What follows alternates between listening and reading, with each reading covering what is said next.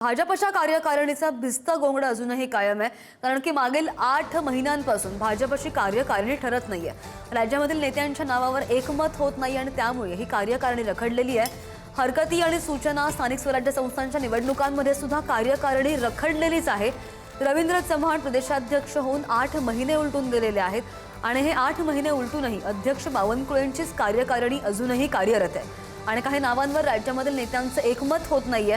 काही मुद्द्यांवर केंद्रीय भाजपनं हरकती सुद्धा घेतल्याची सूत्रांची माहिती आहे। प्रदेश भाजपनं केंद्रीय नेतृत्वाकडे 2दा कार्यकारिणी पाठवल्या आणि त्यामध्ये राज्यामधील नेतृत्वाकडून दुरुस्त्या देखील करण्यात आल्या।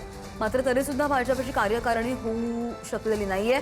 विधानसभेतील आमदारांना भाजपच्या कार्यकारिणीचं भिजत घोंगडं अजूनही कायम आहे। या संदर्भात आणखी जाणून घ्या आमचे प्रतिनिधी सुशांत आपल्या सोबत आहेत। सुशांत, इतका विलंब का लागतोय आणि कोणत्या हरकती आहेत ज्या भाजपनं घेतलेल्या आहेत, केंद्रीय भाजपनं? श्रद्धा, आपण जर बघितलं असेल तर नवीन प्रदेश अध्यक्ष झाल्यानंतर नवीन कार्यकारिणी जी आहे ती तयार होते।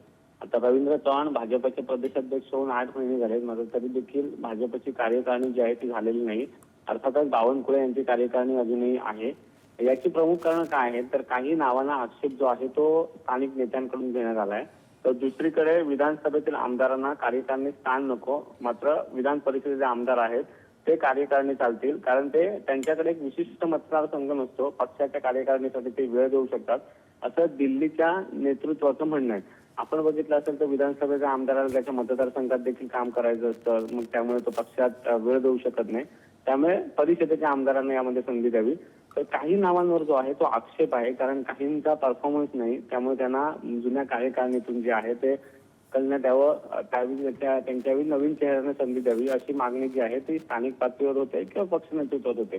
त्यामुळे अर्थातच यावर आता लवकरच चर्चा होईल, एक बैठक होईल मुख्यमंत्री देवेंद्र फडणवीस यांच्यासोबत आणि यानंतरची जी बैठक होते ती तरी निर्णायक होते का, याकडे लक्ष असेल। धन्यवाद सुशांत दिलेल्या माहितीसाठी।